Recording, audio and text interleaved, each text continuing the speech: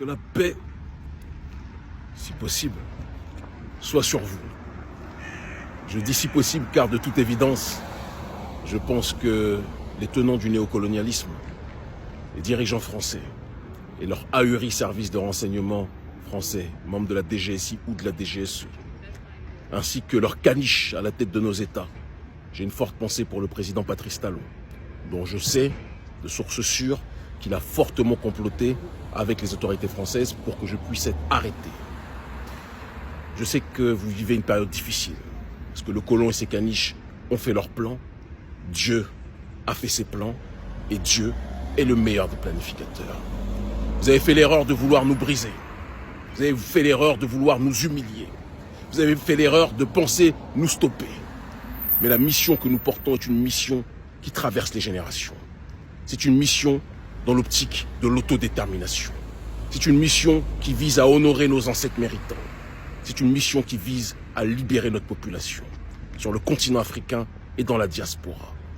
J'ai en souvenir le message d'un policier, le discours et les propos d'un policier lorsque j'étais arrêté avec le bras tordu, à une arrestation violente, qui me disait alors, monsieur Seba, c'est vous qui voulez être le président du Bénin? Pour qui vous prenez-vous? Vous pensez que vous pouvez faire mieux que Patrice Talon? Et je lui ai répondu, depuis quand un membre de la DGSI se préoccupe du sort du président actuel du Bénin, à moins que le président actuel du Bénin soit votre collègue?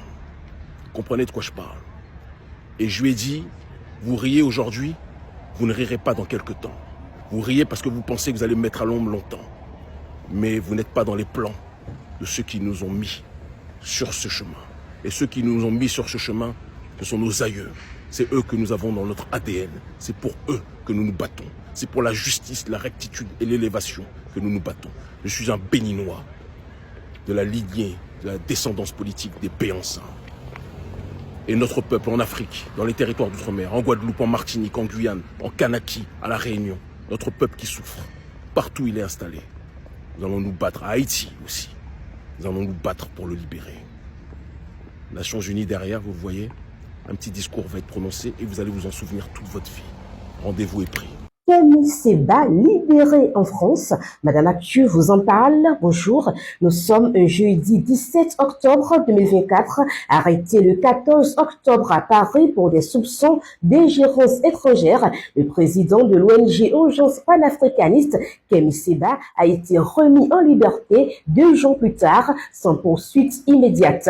L'enquête préliminaire se poursuit cependant, a précisé le parquet de Paris. Après 2 jours d'interrogatoire, les autorités françaises ont donc annoncé le 16 octobre, en fin de journée, la levée de la garde à vue de Kémy Séba sans qu'aucune poursuite ne soit engagée contre lui pour l'instant. Cependant, le parquet de Paris a précisé que l'enquête préliminaire sur l'infraction d'ingérence étrangère se poursuit, ajoutant que de nouvelles investigations pourraient être menées. Laissez-moi vos avis en commentaire. C'était Madame Actu.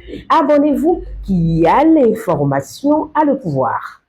La période où l'oligarchie néocoloniale pouvait faire taire les populations noires qui refusaient les injonctions à se soumettre, cette période est terminée. Aujourd'hui, on est à un nouveau siècle, on est dans un nouveau cycle. Et c'est le cycle de la dignité. La paix sur vous, à tout à l'heure. On se donne rendez-vous.